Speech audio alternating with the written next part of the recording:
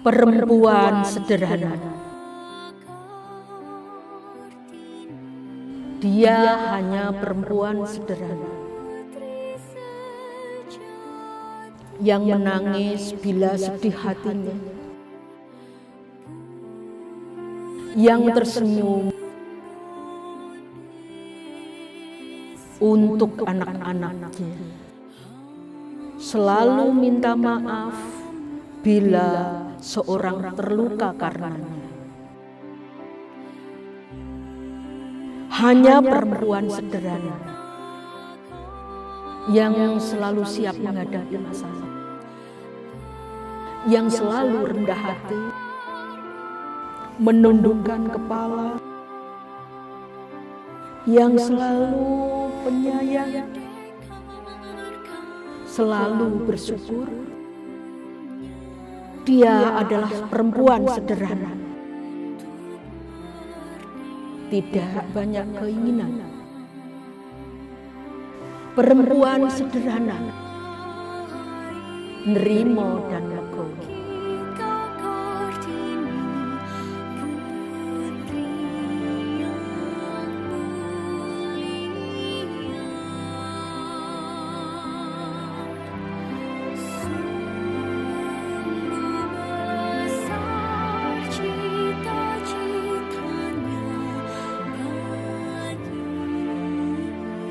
Assalamualaikum warahmatullahi wabarakatuh, Ibu Rosme. Waalaikumsalam warahmatullahi wabarakatuh, Mbak Dinda. Kita kok merah-merah ya, Bu? Iya. Kayaknya menunjukkan sebagai sesuatu yang kita ini memang terus berjuang. Betul. Berani. Tegak lurus. Mencapai cita-cita. Cita-cita, asa. Iya. Mungkin kita satu vibrasi, satu misi, satu visi. Iya. Dan yang pasti adalah tetap di konten Gak neko. Ini keren banget. Dan kalau kita melihat Jepara ya, Bu ya. Iya. Perempuan Jepara. Tetap kita membicarakan tentang perempuan Jepara, emansipasi wanita, penyetaraan gender. Di sini adalah yang kita perjuangkan terus. Apapun itu, apapun yang terjadi, sebagai perempuan harus tetap berjuang.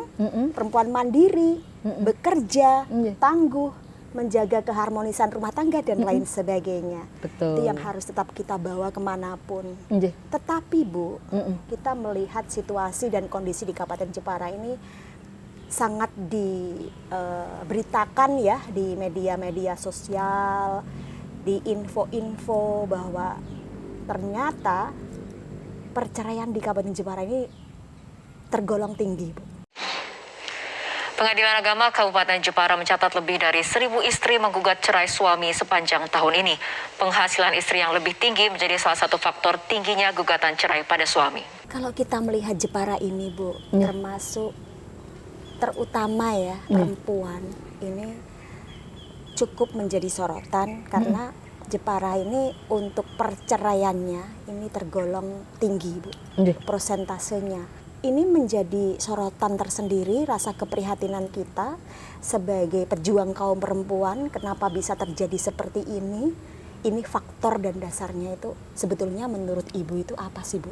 Menurut saya, the have from something to divorce itu karena lebih menurut saya itu lebih ke ini ya, ketidaklegowoan seorang perempuan menerima sebagai seorang istri gitu. Jadi jadi masih kurang nerimo karena di Indonesia itu kan tidak seperti di barat ya. Kalau di Indonesia itu kita mengacu ke asas gotong royong.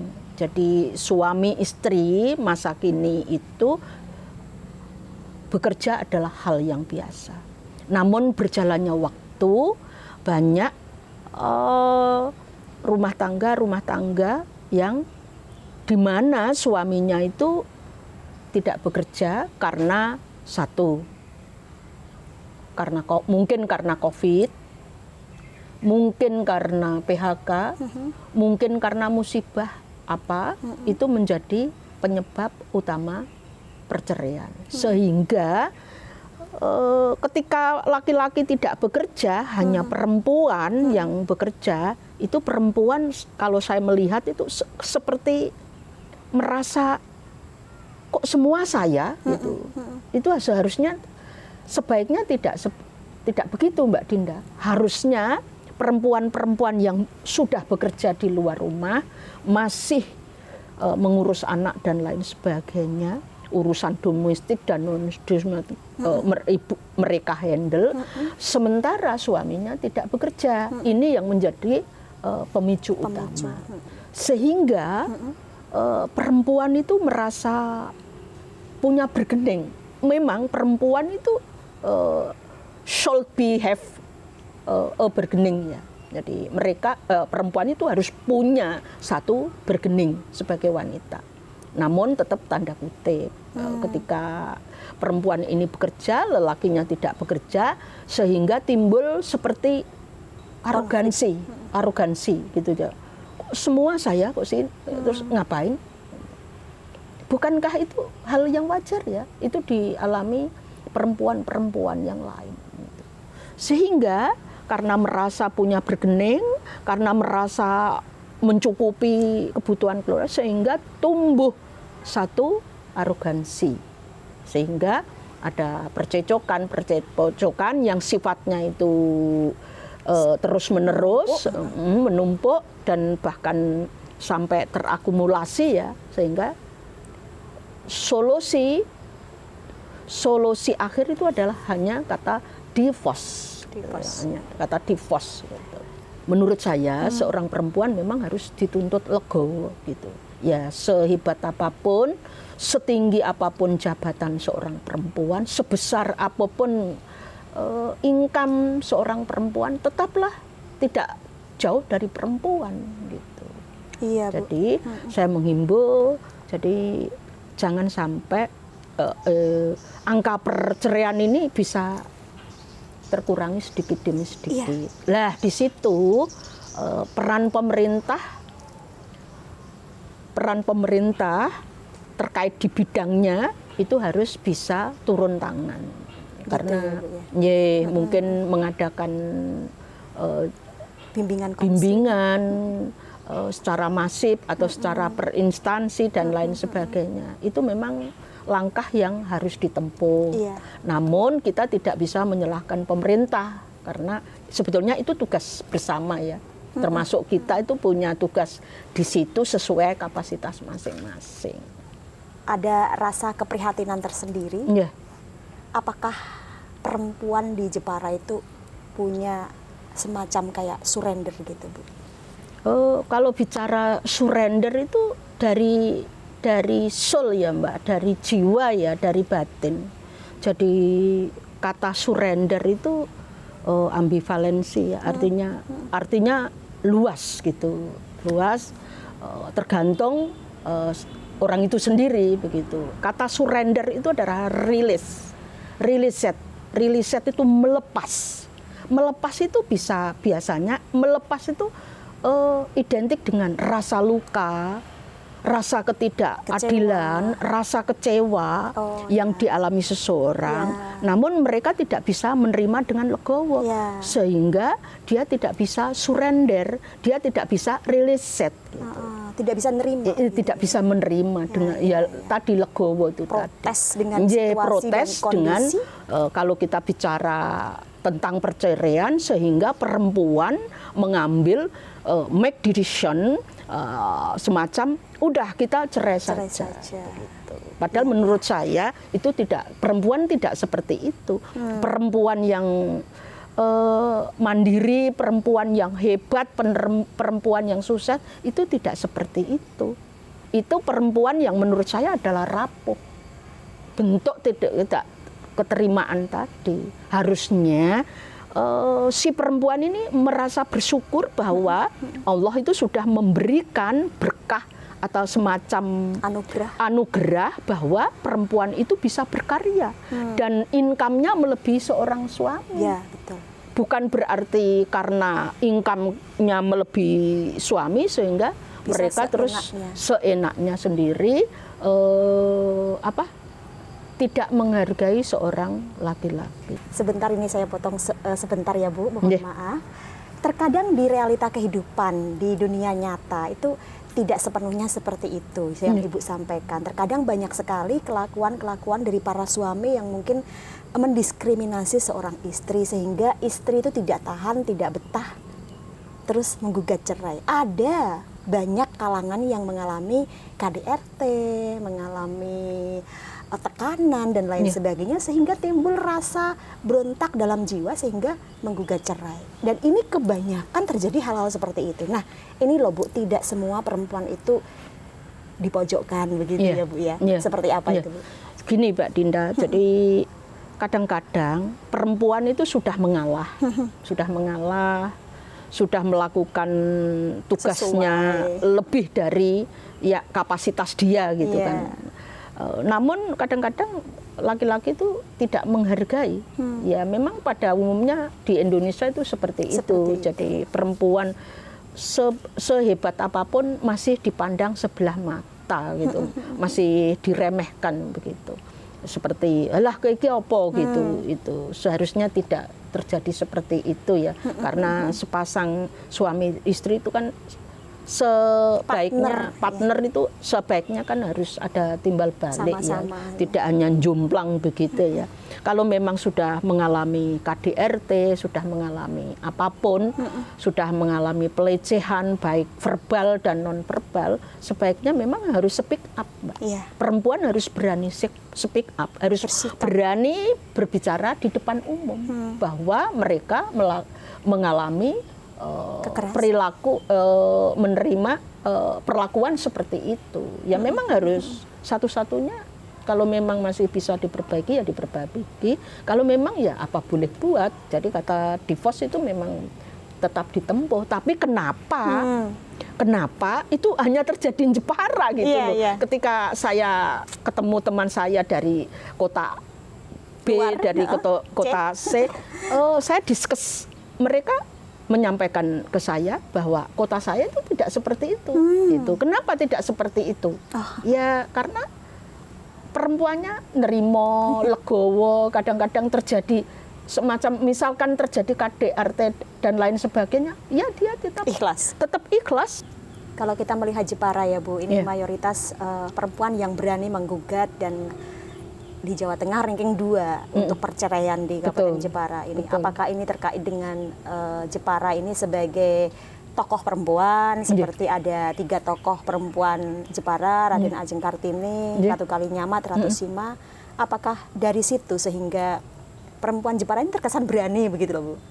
Ya, ketika saya ada bersama teman-teman, memang sedikit saya pernah Bume dari Jepara, gitu. Jadi ada something gitu yang, tapi saya hanya meraba-raba ya. Tapi tetap saya patahkan. Itu hanyalah mitos ya. Jadi kita orang Jawa identik dengan mistik, identik dengan mitos yang notabene-nya ketika terkait dengan perceraian itu perempuan Jepara berani, enggak juga.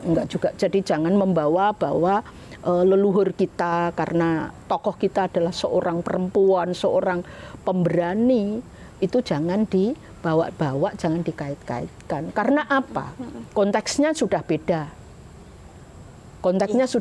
Karena apa? Perempuan zaman dulu yang berani itu seorang pahlawan, gitu. Seorang suri tauladan.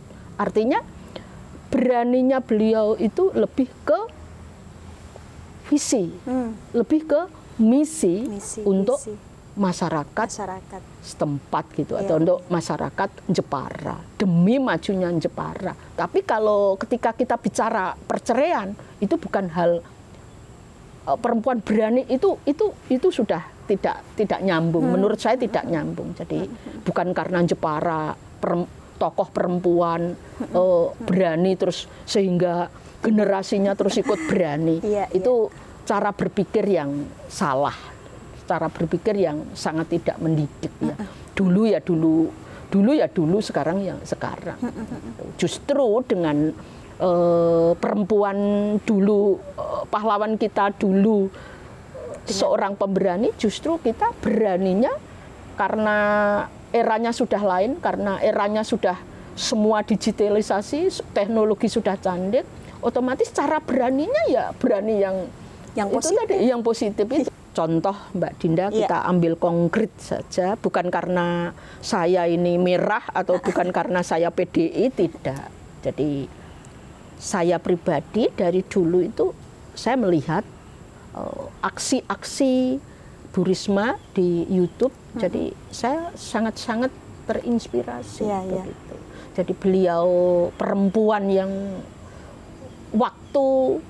seluruh waktu dan pikirannya untuk didedikasikan untuk masyarakat.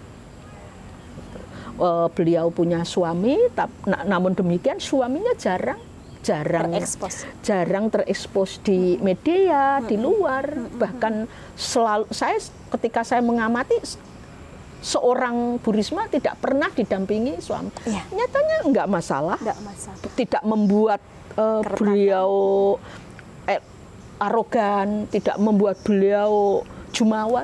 Di situ dituntut perempuan, kelegowoan perempuan itu di situ. Gitu. Dan itu memang tidak semua orang bisa. Gitu. Jadi kita harus punya ini ya, semacam kebijaksanaan yang luas begitu untuk menerima apapun, baik itu suka, baik itu sakit, itu kita harus tampung, harus kita surrender, harus kita rilis bahwa iya, itu bagian dari takdir, bagian dari kodrat seorang wanita, itu memang harus dituntut seperti itu gitu. Tidak apa sedikit-sedikit cerai, kan enggak bagus juga gitu. Untuk generasinya juga enggak bagus. Tapi enggak masalah, bukan saya membenci perceraian, tidak. Kalau memang sudah ada tidak jalan lain, ya kenapa tidak gitu. Begitu Mbak Dinda kurang lebihnya. Iya Ibu, baik. Terima kasih Ibu. Ini sebuah pelajaran baru untuk kita semua. Sebaiknya kita tetap memilah dan memilih, selalu bisa ngemong diri sendiri, introspeksi diri, dan kita sebagai perempuan juga harus punya prinsip ya Bu ya. Jangan gampang goyah, jangan gampang tergoda. Prinsip itu penting, dan tetap membangun keutuhan rumah tangga, menjaga terus demi anak-anak kita kelak supaya bisa selalu terjaga, tertuntun menjadi anak-anak yang hebat, anak-anak yang kuat, karena anak-anak yang dibanggakan. Anak-anak yang dibanggakan. Karena peran seorang ibu ini penting sekali, menjaga keutuhan rumah tangga. Dan tetap satu hal, gak neko.